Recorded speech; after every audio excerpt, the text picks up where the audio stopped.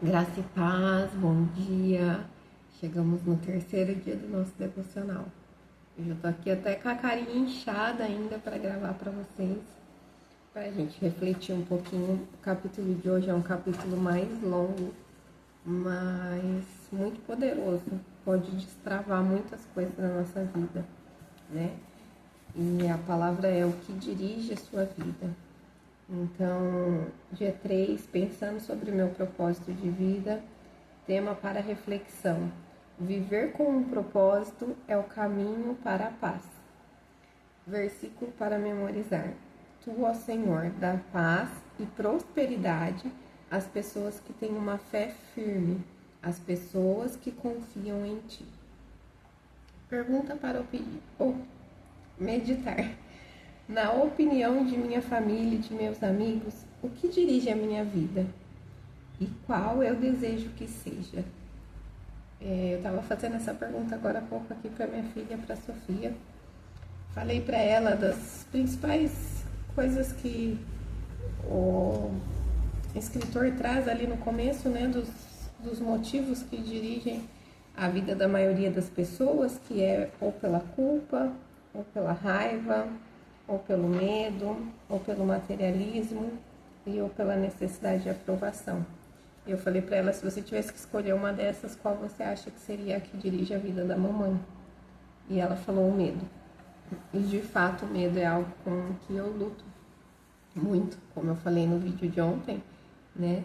Eu por muito tempo tentei ser a Mulher Maravilha, que aparentava não ter nenhum medo, até que tudo isso veio à tona. Medos da infância vieram à tona, que estavam bem escondidinhos lá na minha memória, e eu passei a perceber então que eu lido com ele frequentemente. E eu anotei aqui uma parte do livro que eu acho importante a gente reler, que diz assim: é impossível fazer tudo que as pessoas querem que você faça. Seu tempo é suficiente apenas para fazer a vontade de Deus. Se não consegue realizá-la por completo, significa que está tentando fazer mais do que Deus pretendia que fizesse. Uma vida dirigida por propósito conduz-nos a um estilo de vida mais simples e uma agenda mais saudável. E isso também é o que a gente falou no primeiro dia de reflexão, né? Sobre fazer menos, dizer não, entender o que não fazer, o quanto isso é importante para que a gente possa viver de fato aquilo que Deus quer que a gente viva. Ele repete aqui em outra parte, eu grifei também na página 40, ele fala: pare de tentar fazer de tudo, faça menos. E aí um outro ponto que eu destaquei é que um escritor disse: esta é a verdadeira alegria da vida, ser usado para um propósito reconhecido por você mesmo como grandioso.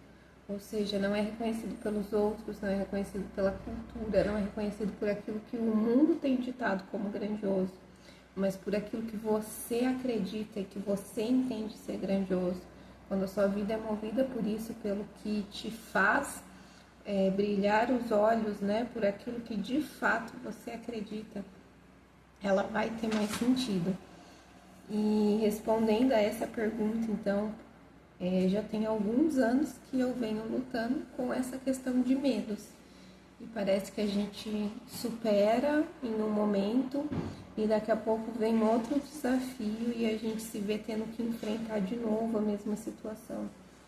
E eu estava ouvindo uma ministração nessa semana em que o pastor dizia exatamente isso, e ele falou assim: parece que você está passando de novo, mas não é de novo a mesma coisa, porque agora você está em outro nível, você já passou uma vez, então agora você vai passar num nível mais profundo. Então, quando a gente acha que a gente voltou e a gente pensa: nossa, mas eu achei que eu estava bem e eu não estava, eu achei que eu já tinha superado e eu não superei. Na verdade, muitas vezes nós superamos até um limite, até um nível. E aí Deus faz a gente aprofundar e superar outro mais profundo, para que a gente vá se aproximando cada vez mais do amor dele, para que a gente vá conhecendo cada vez mais a vontade dele. para que a gente vá criando cada vez mais intimidade com Ele, porque cada vez que a gente enfrenta um processo que é um desafio para nós, a gente busca mais ao Senhor, essa é uma verdade. Cada vez que a gente está passando por um período em que a gente está se sentindo esmagado em alguma área da nossa vida, em que as coisas não estão dando certo, a gente busca mais a Deus, isso nos leva para mais perto dele. Então ele permite para quê? Para que a gente vá conhecendo cada vez mais o amor dele, para que a gente vá entregando cada vez mais o governo das nossas vidas nas mãos deles, para que cada vez mais ele dirija e não a gente dirija, para que cada vez mais as decisões sejam com base no que Jesus faria e não no que eu, Lenita, faria. Porque o que eu, Lenita, faria talvez seja muito limitado perto daquilo que Deus quer, por conta daquilo que as pessoas colocaram em nós, como eu falei ontem, não por conta do que Deus colocou. Mas as pessoas ao longo da vida vão colocando tantas coisas em nós, tantos títulos, tantos rótulos, tantas palavras, né? E a gente começa a carregar tudo isso dentro e a gente se vê tão longe da imagem que Deus criou, daquilo que Deus programou, daquilo que Ele planejou quando criou cada um de nós. Então, quando a gente vai passando nesses processos, a gente vai o quê? Voltando para mais perto dele e se tornando cada vez mais parecido com ele. Então, que você possa meditar, que você possa pensar o que a sua família e os seus amigos pensam que dirige a sua vida. E qual é seu desejo? O meu desejo é que todo mundo que convive comigo fala assim, olha, o que dirige a vida dela é Jesus. O que dirige a vida dela é, de fato, o Espírito Santo. Tudo que ela faz é pensando como Deus faria. Mas ainda estou longe disso. Por mais que eu tente, que eu busque já há alguns anos, já estou aí há quase 10 anos de conversão, caminhando com o Senhor. Mas é um processo. Tudo na nossa vida é um dia de cada vez, é um pouquinho de cada vez. A gente vai sendo aperfeiçoado. Então, essa é a reflexão de hoje. O que dirige a sua vida? Você toma decisões com base em quais sentimentos? Ou com base em que sabedoria? Onde você tem buscado encontrar a fonte das suas decisões? Que a fonte das suas decisões seja sempre Jesus, seja sempre a palavra de Deus. Que você possa sempre buscar nele, sabe? Isso agrada ao Senhor. Isso é o que o Senhor faria. Essa é a forma como o Senhor reagiria. Como eu devo reagir? Porque o que a gente planeja fazer é fácil. As nossas ações é fácil planejar. O difícil é a gente controlar as reações. Como a gente reage àquilo que nós não planejamos e aconteceu. Entende? Porque a ação a gente planeja e a gente consegue seguir o plano bonitinho. Porque a gente está no controle. Agora, a reação é quando a gente mostra se Deus está no controle ou se ainda é a gente que está no controle. Porque a reação, eu não tive tempo de pensar. Aquilo não estava no meu plano, aquilo aconteceu e agora eu vou reagir. E como eu vou reagir? Vai dizer muito sobre o que está dirigindo a minha vida. Se é o medo, se é a culpa, se é o ressentimento, se é a necessidade de aprovação, como ele diz aqui, se é o materialismo. Quando você não consegue pagar a fatura do seu cartão, como você reage? Se há um imprevisto, um desemprego bate a porta, como você reage diante da dificuldade financeira? É o materialismo quem tem governado os seus dias? Quando as coisas não estão como você gostaria, quando você não tem a condição de ter o que você queria, como é que você reage? Ou quando as pessoas não estão te aprovando? Quando alguma situação acontece, você começa a ser falado, talvez caluniado, talvez injustiçado por pessoas. Como você reage a essa situação? Quando alguém diz algo sobre você, como é a sua reação?